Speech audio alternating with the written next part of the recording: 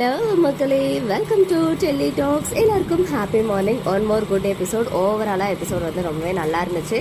பார்த்தீங்கன்னா ஸ்டார்டிங்கே நம்ம வீக்கா வந்ததுமே எல்லா விஷயத்தையும் தாத்தா சொல்ல, பட் தாத்தா பேச பேச நம்ம கேஷு பேபி வந்து உள்ளே இருந்து உரைச்சிக்கிட்டே இருக்குது. ஸோ தாத்தாவை பார்க்கறதுக்கு முன்னாடியே அவரோட வாய்ஸை கேட்டு நம்ம பாப்பாவும் நம்ம தாத்தாவுடைய ஃபேனாக மாறிட்டாங்க அப்படின்னு காவேரி சொன்னாங்க. இன்னைக்கு சிந்து தான் ஹெல்ப் பண்ணாங்க பாட்டிக்கு அப்படின்னு தெரிஞ்ச அடுத்த கணமே வந்து பார்த்தீங்கன்னா நம்ம வீக்கா வந்து அவுட் ஹவுஸ்க்கு ஜோடியாக போயிட்டு சிந்துக்கு தேங்க் பண்ணுறாங்க. அது மட்டும் இல்லாமல் நீங்கள் நர்சிங் முடிச்சதே இப்போ தான் தெரிஞ்சிச்சு அப்படின்னு சொல்லி பாட்டியோடைய உயிரையே வந்து நீங்கள் தான் சேவ் பண்ணியிருக்கீங்கன்னு சொல்லி ஒரு கிஃப்ட் எல்லாம் கொடுக்குறாங்க. அதாவது ஒரு 500 நினைக்கிறேன் ஒரு மணியை வந்து கொடுக்குறாங்க. இதுக்கு சிந்து வந்து எனக்கு ஒரு ஜாப் கொடுத்தீங்கன்னா நல்லாயிருக்கும், நான் நர்சிங் முடிச்சது மட்டும் இல்லை 2 இயர்ஸ் எக்ஸ்பீரியன்ஸும் இருக்குது அப்படின்னு சொல்கிறாங்க.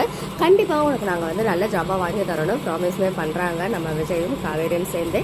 அது மட்டும் இல்லை அன்னைக்கே எக்ஸ்பெக்ட் பண்ண ஒரு விஷயம் தான். பிகாஸ் பாட்டியை சேவ் பண்ணதுமே எப்படியும் உங்களுக்கு வந்து வீட்லேயே பாட்டியை பார்த்துக்கிற மாதிரி ஒரு ஜாப் கொடுப்பாங்களோ அப்படின்னு நினச்சேன்.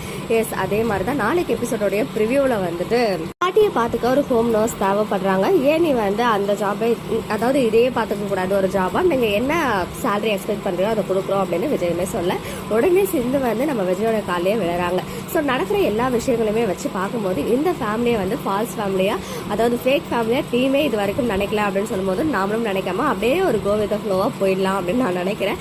அண்ட் அது மட்டும் இல்லாமல் நம்ம வீக்கா கிட்ட சிந்துவும் அவங்க அம்மாவும் சேர்ந்து அவங்க, அதாவது கிருஷ்ணா மேலே எந்த ஒரு தப்புமே கிடையாது, அவன் ரொம்ப உடஞ்சி போயிட்டான், இப்படி ஒரு ஃபால்ஸான அக்யூசேஷன் இருக்கும்போது அவன் ரொம்ப உடஞ்சி போயிட்டான்னு சொல்லும்போது 2 பேருமே வந்து நர்மதா கிட்ட போறாங்க. அதுலயுமே காவேரி அன்னைக்கு என்ன நடந்துச்சு அப்படின்றத பக்குவமா கேட்டு தெரிஞ்சுக்கிறாங்க.